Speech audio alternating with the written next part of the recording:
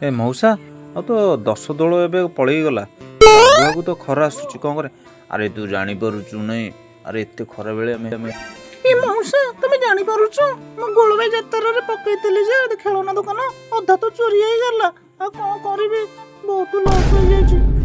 ମୁଁ ତ ତମକୁ ମନା କରିଥିଲି ଦୋକାନ ନ ପକେଇବା ପାଇଁ। ତମେ ପକେଇଲ ମୋ କଥା ନ ଶୁଣିକି। ତମେ ତ ଘଇତା ଉପରେ ଚଢ଼ିକି କହିଲ ମୁଁ କ'ଣ କରିବି। ତମେ ଲସ୍ ହେଲେ ସେଟା ତମେ ବୁଝିଲେ ମୁଁ ବୁଝିବି। ହଁ ତମେ ଜାଣିପାରୁଛ ନାଇଁ କେତେ ମୁଁ 10,000 କିଣିକି ଆଣିଥିଲି, ତମେ ଏକାଥରେ ଶେଷ କରିଦେଲ, କିଛି କିଣିପାରିଲନି। ହଁ ତମେ କେମିତି ଦୋକାନ ଦେଇଥିଲ ରେ? ଶଳା ତମେ ଜାଣିପାରୁଛ କି ନାଇଁ? ମୋର ବହୁତ ଲସ୍ ହେଇଛି। ଆରେ ଆଗକୁ ଓଳସିଙ୍ଗି ଅଛି, ତମେ ସେଇଠି ପକା, ଯେତେ ଲାଭ ଉଠିଲା ନହେଲେ ବାଳ ଏ ଜେଜେ ତମେ କଣ ଏମିତି କଥା କହୁଛ ଯେ? ମୁଁ ଗୋଟେ ତମର ନାତୁଣୀ ମାନେ ସେଇଠି ସ୍କୁଲ ପିଟାଲଠୁ କିଛି ଆରେ ପିଲାମାନେ ସବୁ ଭଲ ଅସତରେ କୁହାଯାଉଛ। ଏଠି ଶୁଣୁଛ ମହାରାଣ, ତମେ ଓଳସିଂ ଯାତ୍ରା ଦେଖିବାକୁ ଯିବନି? ସେଟା ହାତୀଙ୍କ ଲୋକଙ୍କୁ ମାରିଦେଇଛି କାଲି ମହାରାଣ। ହ୍ୟାଲୋ ନାତୁଣୀ ବୋଉ, ଜାଣିପାରୁଛୁ ନାହିଁ ମୁଁ ଯାତ୍ରା ନ ଦେଖିଲେ ମୋ ନିଦ ହଉନି। ମୁଁ ଆଜି ଟିକେ ଦେଖିବାକୁ ଯିବି, ଟିକେ ମାଛ ଝୋଳ ଟିକେ କରିଦେବୁ, ମୁଁ ଖାଇବାକୁ ଯିବି। କ'ଣ କରୁଛୁ?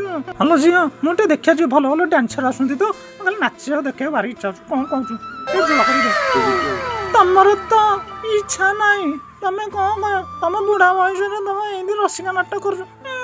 ଛାଡ଼ ତମେ ଗଲେ ଯିବ। ଆଉ ଭାତ ବାଢ଼ି ଦଉଛି। ହଉ ଟିକେ ଜଲ୍ଦି ବାଢ଼ି ଦେ, ମୁଁ ଯାଉଛି। ହଉ ରଖିଲି ଲ।